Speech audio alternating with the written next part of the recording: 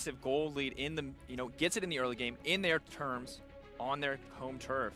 See how that works out, not home turf, the section of the game where they are comfortable. Ryze banned out immediately here, and I respect that. You look at the opposite lineup, not only is Ryze strong in the meta, but for Cotopaxi, it is a very solid pick overall. Urgot and Gragas going to follow. Priority, Vedius, a little different than we might have expected based on day one. What do you expect to see come out here? Well, I'm looking at some other big comfort picks for Infinity, and I feel like Skarner needs to be taken off the board as well.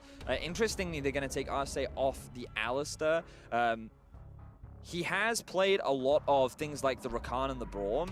Not many Alistar games, but Edward Gaming is saying, you know what? We just don't want to deal with that champion right now. And you could, on paper, just say that they've taken away a lot of the strong meta picks. But as you rightly said, I think the Ryze takeaway from Cotopaxi is very strong because it will kind of force Cotopaxi onto more of a utility-style champion in something like the Orianna or Lulu that will provide more backline support.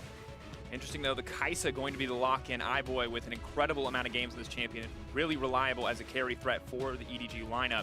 Nunu hovers, though, being flashed back and forth. I don't think we're going to see either team play it, but maybe there's been new developments between day one and day two that have put the little Yeti and his friend up to the top of the I would be very surprised if that was the case. I'd see an early priority on something like the Skarner. The Varus makes a lot of sense too. A strong laner into the Kai'Sa can net you some early leads towards the bot side of the map. They could look to early lock in a Braum as well, considering that he is considered, even after the nerfs, still one of the strongest supports in the current meta. It depends what kind of direction they want to go in. Morgana is something we've often seen as well as a kind of aggressive option, and it is something that we've seen a couple times from Arce. Really taking their time, though, on the second pick here in the first rotation. Camille is going to be locked in. Now, usually I would assume this is the jungle Camille, but in a lot of these play-in regions, top lane Camille is still a huge priority. I want to see if Relic wants to try to take that into his own hands. I think you got it right the first time, though, Dracos, because when we look during the regular season of Solid Snake, the team has a lot of faith in their jungler. They will often put him on these carry-style champions, things like Nocturne, Camille, all have something that can skirmish in the early game, something that can net you a lot of early game leads, and he's kind of one of the big players that they look to enable, and that's why you often see things like the Lulu or Orianna from Cotopaxi when the Ryze isn't available, so that they can enable their jungler a little bit more. And in team fights, he's going to be a big player to watch. We talked a little bit about him before Champion Select, but it will also allow Mako to get one of his signature supports in the Tahm Kench as well.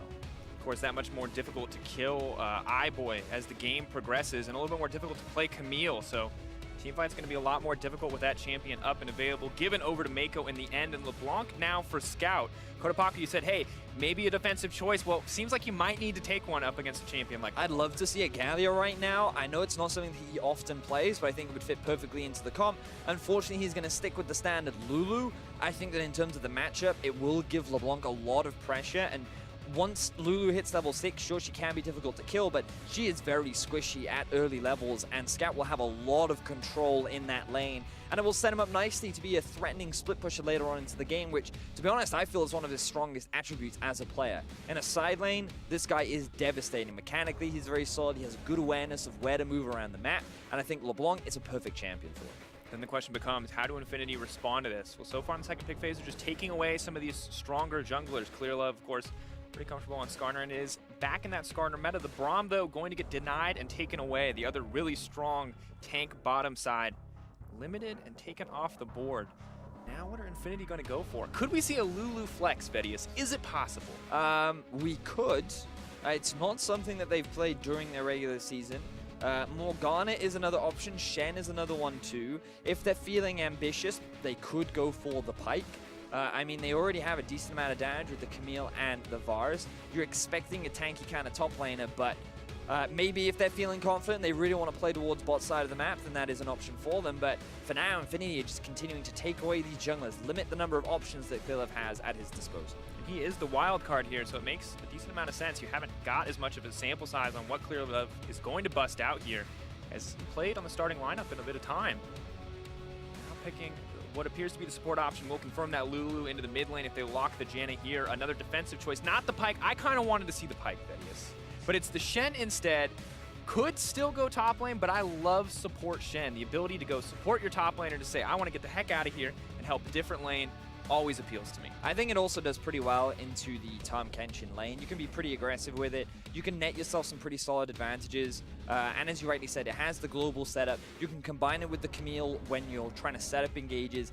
Gives Solid Snake a bit of extra tankiness and gives him a couple more options when he's looking to invade and get up in your face. So I quite like the pick. Edward Gaming gonna round things out with a little bit more engage though, and maybe some damage for Clearlove. Ooh. Nocturne locked in for Clearlove. I like it's confident. Gonna come in at level 6. Now there's a Lulu and a Shen. This feels like a hard team for Nocturne to get a lot done, but I respect Clearlove taking it anyway. He says, wherever you're alone, wherever you're isolated, I'm going to show up and I'm going to kill you. Well, I think it's important to remember that once the Nocturne ultimate comes down, that Shen ulti cannot be used. So he will have the surprise if EDG are the ones to kick off the fights. And it can also, I love the combo of Ornn plus Nocturne too, because you throw the darkness down and then you don't actually know where the Ornn ult is coming from. The near sight that you get afflicted with makes it really difficult to predict the engage. And you think about all the mobility that EDG have at their disposal, the ability for Tahm Kench to flank behind you, the ability for Kai'Sa to ulti anywhere she pleases, the LeBlanc to come out from nowhere. Like, the moment that Nocturne ulti comes down, Infinity just go into panic mode and have to start clumping up into this little cluster to avoid getting picked off. But then Ornn is like, oh, thank you so kindly for grouping up. So I feel like the engage options are perfect for EDG, and I think they're set up for success for finding early leads with this LeBlanc pick in the mid lane. Exactly what they wanted to see, but on the opposite side for Infinity, what avenues do they have to take the lead in this game to stop this, LeBlanc, Nocturne, Ornn kind of combo from picking off these members, from shutting down this opposition? What are Infinity's routes into this game? Well, I think you really want to limit the ability of LeBlanc to find an early lead, and you're also going to try and shut the Nocturne down as much as possible. The thing about his jungle clear is it is pretty fast, and he can be pretty healthy, but he spends a lot of mana, and if he doesn't have that Q available, his dueling prowess drops pretty significantly. So when you pair that up with the Lulu, you can have some pretty strong dueling potential. You just have to make sure that the LeBlanc is not in a position where she can join up, because Nocturne LeBlanc, that's quite the scary duo. So my eyes will be on Solid Snake. What is he able to do in the early game? Can he influence Clearlove's early presence, especially once he hits level 6? Or is he going to take this more passive approach? Will he play the game a little bit slower and more towards the scaling avenue, which, to be honest, I don't want to see, but it's something that they have often done. And we heard it from the desk. We know this team is good in the mid to late game, but you might not get the chance to play the mid to late game if you don't show up strong in the early game. Here we go, ladies and gentlemen. Game 1 of the day, day 2 of plans in Worlds 2018. A beautiful golden Kaza. That's the first time I've seen that. That is the first time I've seen that as well. And there's the prize. Digital Summoner's Cup. You can look at it, but you can't touch it. Both these teams are going to be looking to grab it for themselves. Infinity versus EDG. And level 1, Infinity clearly sniffing something out. They're ready to defend their turf or potentially go for the invade as you hear the EDG fan chants alive and well. You saw the billboard. EDG fans are out in force at very dedicated fans. Very, very dedicated. Always a pleasure to see. Now, Infinity looking for a bit of an early invade to get some vision down, see where Clearlove is starting things off. Right now he's hanging around the top side, but with no ward actually being dropped onto the red buff, they don't have that much information. Now Clearlove, he's thinking about it. Oh, there's Varus. Does spot him. Managed to take the ward down, though. A little bit of gold, tiny bit of experience. Not going to matter too much here. Could be a small difference maker. Laning phase will start, and it looks like Shen and Varus may be a little late getting to lane. And Scout already getting aggressive here on the level 1, but Lulu with the empowered autos trading back. Bit of a risk there from Scout. The double airy proc gonna work out very nicely, but you also have the double corrupting potion from both sides. You'd imagine that the tonic rune will also contribute in terms of the sustain. But we have Clearlove starting on the red side of the map and Solid Snake starting on his red as well. Remember that for Nocturne, not really the best early game ganker.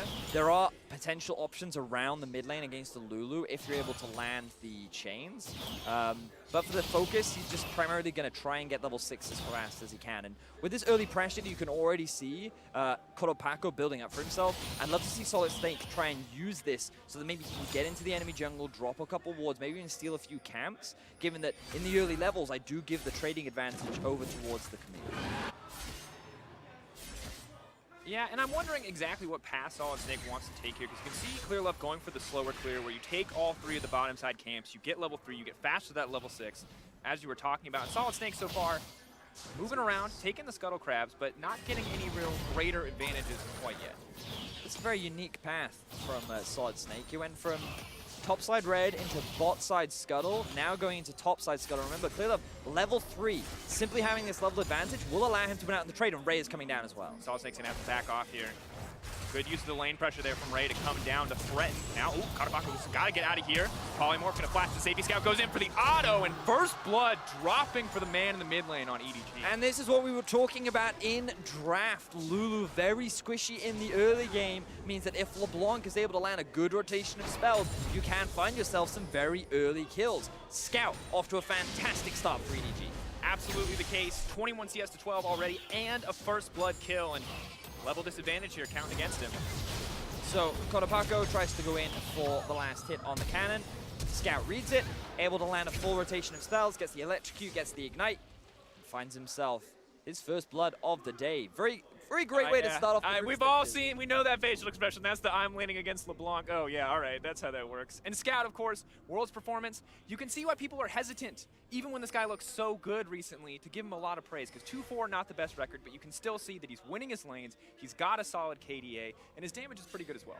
Yeah, and like last year at Worlds, Scout was the kind of guy that just played a little over-aggressive. I remember him pretty much sitting in the enemy's half of the lane throughout the entire laning phase, and while often he could build up advantages, and Clearlove did what he could to try and keep him alive and basically just enable Scout as much as possible, he was still that mid laner that he wasn't reliable, he wasn't consistent, and I feel like over the last year, he's definitely had struggles, but his recent performances have really elevated the team, and especially in their playoffs against IG, he was trying really hard to carry that team, and he was going above and beyond. So to see Scout kind of return to form and make it to the World Championship is definitely a big deal for EDG and for many EDG fans. And to start off with a solo kill, he's definitely going to be feeling pretty confident. Excellent. Back at home in Korea, too, for Scout.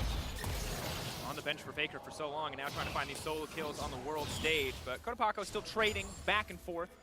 Has the Ignite available for himself, so maybe if Scout gets over-aggressive, as you mentioned was a historical tendency, he could get punished. Not going to quite happen yet.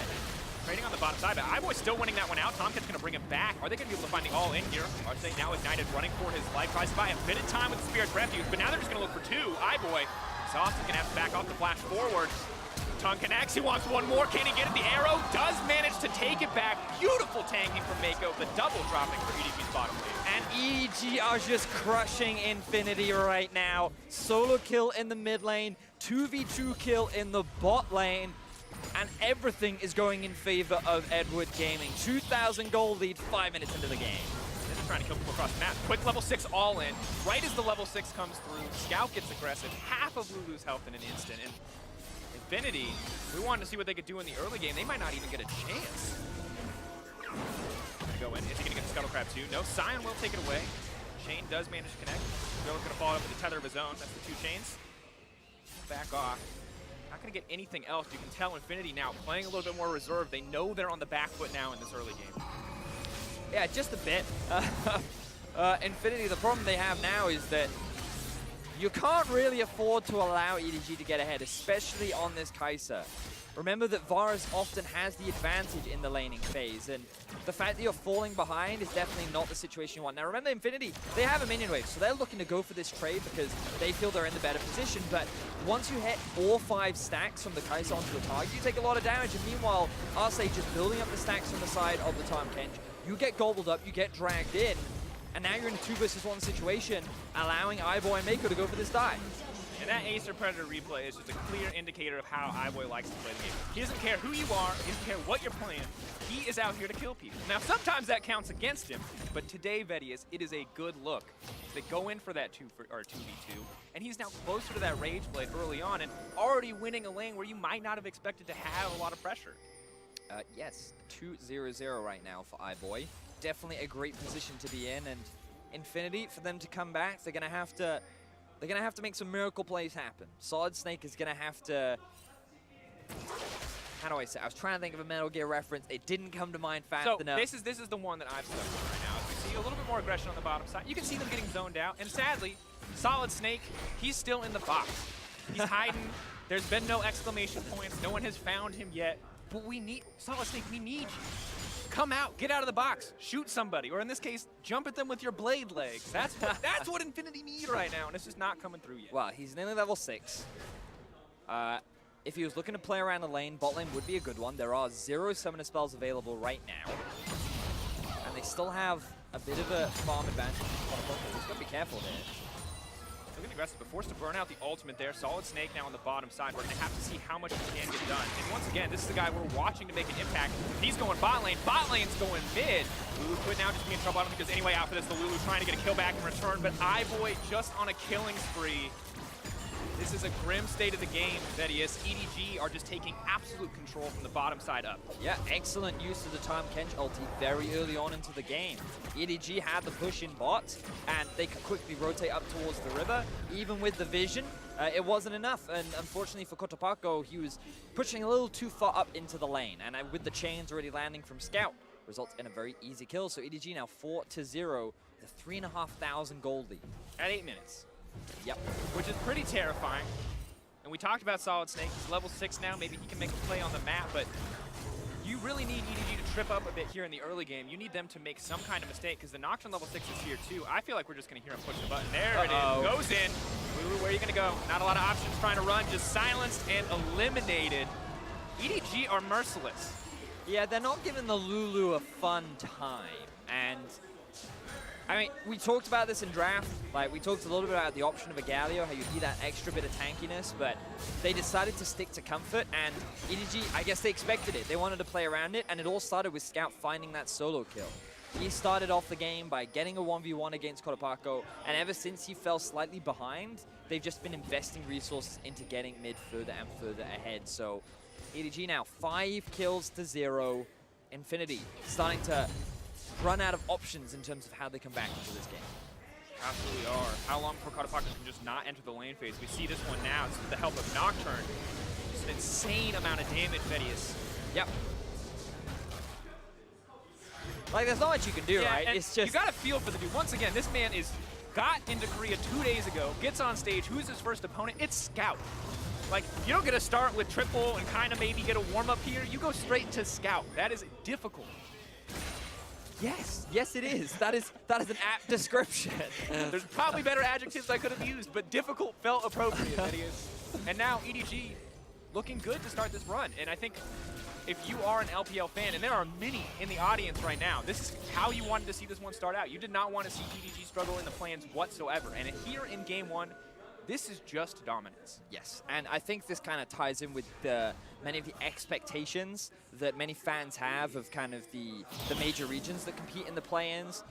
We saw G-Rex yesterday have a really impressive performance, and you know, often with the LMS 3rd seed, there are a couple doubts, especially after Hong Kong Attitude last year, but G-Rex came up swinging. We saw Cloud9, while a little shaky, still getting a 2-0, and then EDG, I feel like, have looked the most convincing so far of the major regions that we have seen. Finding multiple solo kills, very quick to utilize the early goldies that they've built up, and now they just want to keep the pressure up. The Nocturne ulti is available once again, the Tahm Kench ulti is up too, and EDG, they're just looking for their next target to kill. And you have to be terrified, because the amount of mobility between a Kai'Sa, a Tahm Kench, and a Nocturne, they can be anywhere on the map in an instant if they're set up to do so. So you have to respect it, and you know, Paranoia, the Nocturne ultimate, really living up to its name at this point, because where there is no vision, they are terrified to go. And the only person we haven't seen yet is Ray come down to the mid lane, and I wouldn't be surprised if an Ornal suddenly made its way towards that mid lane just to make Cotopaxi's day that bit worse. So incredibly difficult. 111 to 66 in CS. Bot lane's holding its own decently. Top lane 10 difference. Here we go, Snake. Ulti now going to come in. LeMond to be able to make his way out of this one. Everything being burned. They're trying to turn him over, but clearly it's right there. Going to take one down. Trying to grab another one now. The rest of the bot lane is here. This is disaster for Infinity. They finally get one kill, but it might just cost them everything. Ivoy in the face of the Camille. One taken down. Looking for one more, but the flash out to safety. The double still dropping in the end, and here comes the Scion. Looking to make an impact here. We'll get the slowdown, the shutdown as well. This could be the turn. A massive influx of gold into the pockets of the Varus, but Ray coming as predicted. Knockup still going to connect. He's going in. No mercy from the side of EDG in this exchange. Eat up the Scion, make him a zombie, make him run away in fear. just absolutely no chance there at the end of the day. 10-2 the kill score. And that was the ace in favor of EDG. The respawn timers are so low. The other members of Infinity had respawned before everyone else had died. 5 for 2 was what EDG were able to pull out off the back of that, and it started off with Solid Snake trying to find his first gank of the game. It went towards the mid lane, and it's nice that they're trying to shut Scout down. Like, they have the Shen ulti there as well, and the plan is solid, but EDG are just so quick to react. Mako's ulti was on the trigger, ready to go. He shows up, and while Scout does die, they quickly turn this into a 3 versus 3, which they're able to turn in their favor. Now, with a good TP and a roam down from Relic, they're able to find a couple of return kills, but then Ray finally joins the fray. He has his ulti to kick things off. Renu doesn't quite get the flash that he needs, and then EDG are more than happy to chase the kills down and round things out with an ace. VODs. You gotta respect Infinity for finding that window. They thought maybe they could turn this, but once again, that's the strength of the Kai'Sa, of the Tahm Kench, of the Ornn. So much semi-global presence. It just feels like it's impossible for them to cleanly get a man advantage the way they want to. And we look back, VODs. You set some clear stakes for what Infinity needed to do. You said, you gotta limit this LeBlanc, and you gotta shut down the Nocturne in the early game. And now that neither of those things have happened, in fact, the opposite has now happened, it just feels so difficult for Infinity to do anything in this game. And it is, you know, it's one of those situations where 5,000 gold down at 14 minutes into the game. There are very few ways to come back from that. You're very much relying on a team like EDG to make a mistake, and unfortunately, they're not making many mistakes. No, there you go. Push R to kill a champion. That's all it's going to take. That's the alert right there. The box has been spotted. EDG were just like, nope, you're not getting out of this one, Mr. Snake. Ugh. And now they look to continue pushing their advantage. Rift Tower just got picked up. That mid lane at a tower is not going to be lasting very long. Maybe get a bit of time, try to hit it home. Infinity, can they find a return play here? Well, not too likely. A Scout threatening over the backside, forcing out the Lulu ult immediately. Will they push for a second tower? I think they will. They've got just so strong on an individual level. The Herald there to tank for them, but they're going to settle for the charge and about half the turret's HP. Will work out nicely. Infinity holding on to scraps, holding on to what they can, getting farm wherever they think it's safe, but you can see from how close the members are playing to the base that there's not a lot of places that are safe on the map. No, there are not. And what a debut for EDG. This is definitely how they wanted to kick off their playing stage. Multiple solo kills. Finding themselves an ace 10 minutes into the game. And so far, things are looking very clean. However, remember what we were talking about, Dracos. Up till 15 minutes, I feel like EDG is one of the best early game teams at the World Championship. But past the 15-minute mark, their ability to close out games is something that I've had a bit of skepticism around. Sometimes they don't have the cleanest Barons, sometimes they get a little over-eager, they don't make the best decisions, and I'm going to be watching now how they look to try and end this game. And you can see the goal difference. Infinity a little bit more dominant domestically. EDG, of course, losing out a little bit, you know, in the summer split a few times more than Infinity, but still, a lot more towers from Infinity, not seeing that early game that they wanted, and seeing an incredible early game from EDG, kind of as expected for many analysts. And VODs, Clear Love was the other big question mark. Like, why are you playing Clear Love in the early game? Well, everyone else on EDG won in the first few minutes, and Clear Love just got to show up at level 6 and start cutting through people. And we have to wonder, shot calling and leadership is what we expect from this guy. Is this where the shot calling and leadership comes in clutch, and can they close out? Well, that's what we hope to see as he looks for another ult. Trying to find the pick here on a Scion. There's the fear. Ornn coming in as well. Tahm Kench is here too. Relic, I don't think there's any way out of this one, buddy. Channeled and shut down in the end. Have to see what the rest of the team can do, as Relic is the sacrificial lamb for that Nocturne ultimate. Pretty much every single one being a death sentence at this point in the game. Yeah, unfortunately for Relic, he was a little overextended, and the rest of his team couldn't pick anything else up elsewhere on the map. In this situation, you're just forced to play ultra defensively.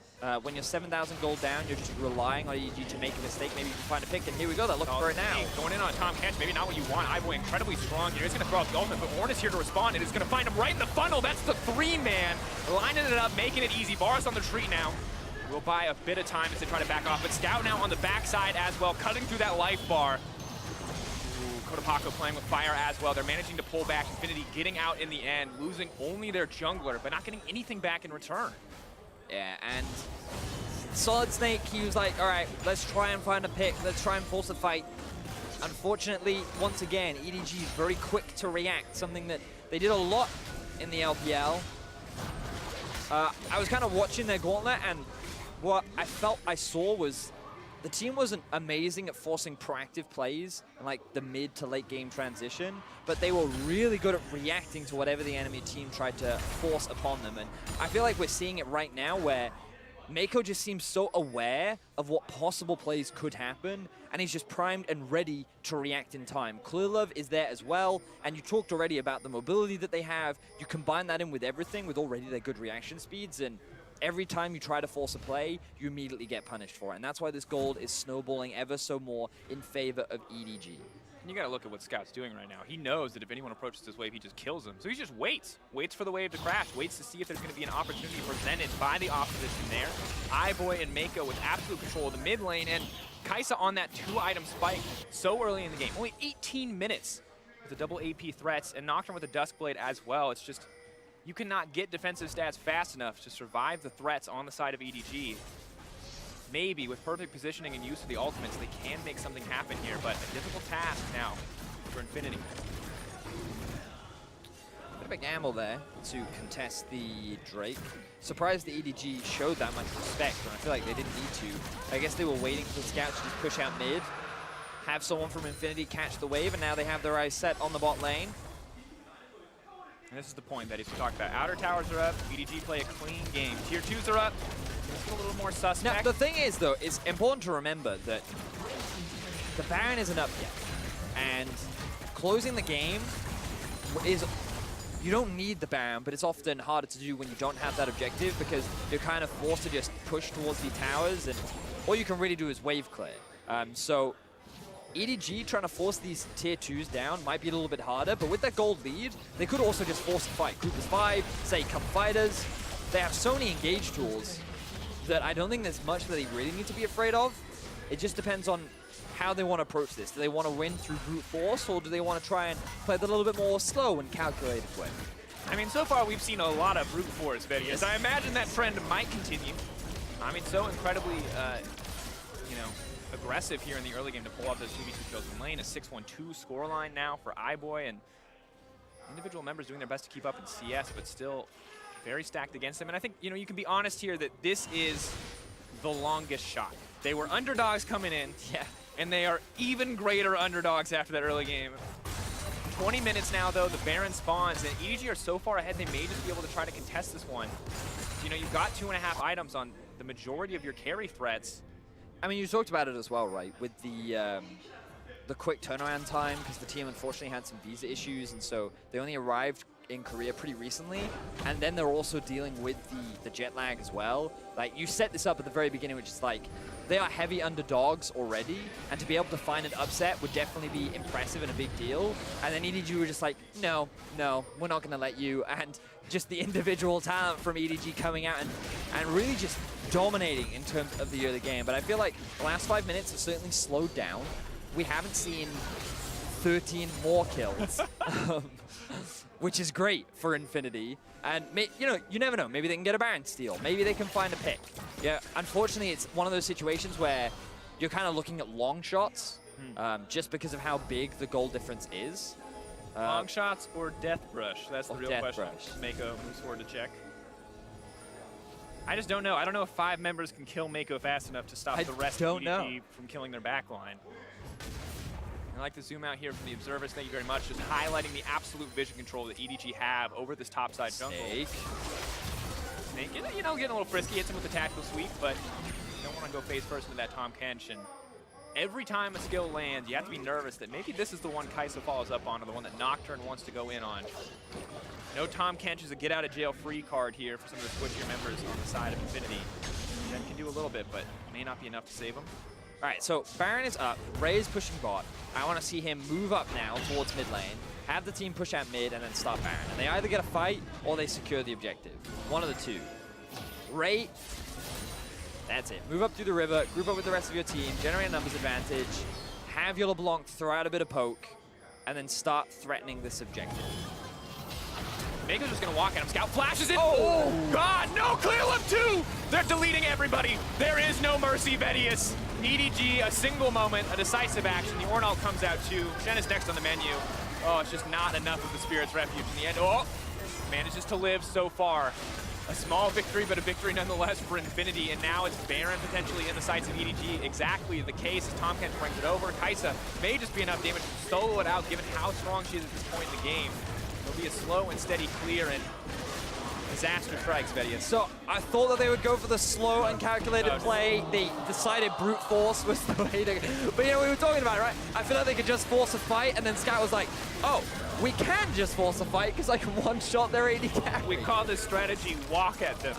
We have a 10k gold lead. It works beautifully. And they pulled it off. So now they have the Baron in their back pockets. They will now look to siege onto the enemy base. And EDG, 16-2 is the kill score, looking very convincing so far in their first game of the play. I would say a 13k gold lead is incredibly convincing. Scout doesn't have his team with him and remains confident enough to split push on that top lane tier 2, but good on Infinity. They're ready to punish if they get the opportunity. Sadly, Baron empowered recall. Thinks there's not really any recourse there for them. We can take a look at this one more time. It's a story of one button, and that button is R. So does he get exhausted too? No, he doesn't. So that's W into R into electrocute, more than enough damage. And then unfortunately, I mean, they're only level 11 as well. Like, Scout is level 14. What can you do? They wanted to get some vision around the Baron, and then EDG were just like, well, you know what? We're just going to fight. And you gotta respect EDG choking out the vision control, and Infinity, there's really no other option. You either give up a Baron or you face check the Baron vision. Yeah, it's a lose-lose situation for Infinity, and we talked about how they needed EDG to make some kind of mistake, and EDG just haven't done that. So they built up this early lead, they've played it very cleanly, they utilized the vision they had in the enemy jungle very well, and now they're playing all 3 lanes. They have a very fed LeBlanc in the side, and EDG will now just slowly work their way into Infinity's base. Just looking at those ultimate cooldowns, seeing when Clear Love is ready to go in next. He's just shadowing the team, ready to use the ulti to dive into the back line. Steady clear. Good news is there's not a lot of range on the side of EDG. If you're Infinity, you can just clear these waves. Do your best to. Sadly, Scout poking this one out, and if any individual member tries to contest here, they will likely just get deleted. So Infinity sending multiple members to take it out. Turret still goes down in the end, though. A slow chip down here. Clear Love still hanging around, waiting for an opportunity. Here comes the ult from Ray. For an opportunity to get it started. There goes the Paranoia. The flash comes out anyway. Lulu all isolated and on her lonesome. Scout sweeps in and deletes the opposition. Ivo into the middle of 3 members, does not care. Now looking to clean house. TomKench can use the ulti, immediately going to cancel. Scout goes golden. Sion, all that's left standing in the face of EDG. And this might just be it, Vedius. Wave is here. They've got more than enough time on the death timers, and no single member can stop this push. Monumental task ahead of Relic. I do not think it can be done. It is the slow, steady closeout here after an explosive early game. EDG are just going to walk it down, Vedius, and a commanding first win here in their playing group. Very convincing from the side of EDG. Just a bit, I would say. Just a little convincing. Solo kills across the board. Good utilization of the early goal lead that they built up for themselves. I love the TomKench ultimates from Mako. I mean, it is one of his most played champions. And I feel like giving it over to him along with the 23 games that Ivo has played on Kai'Sa, you can see their experience kind of come through. Absolutely can. Comfort on the individual champions as well as the absolute aggression that we saw on the bottom side of the map, winning out that 2v2, winning the 1v1 in the mid lane. Only the top laners had a calm laning phase. Yeah. And Relic sitting up there going, at what cost? Everyone else dying across the map. And remember, EDG were the favorites for this group. But did we expect 100%. Them to be this dominant? I'm going to be honest, no. I mean, I expected dominance. They were the favorites going into this game, but I thought Infinity would be able to go toe-to-toe at a few points in the game. However, both the draft felt like it held them back, and additionally, a lot of the players just seeming lost in the early game.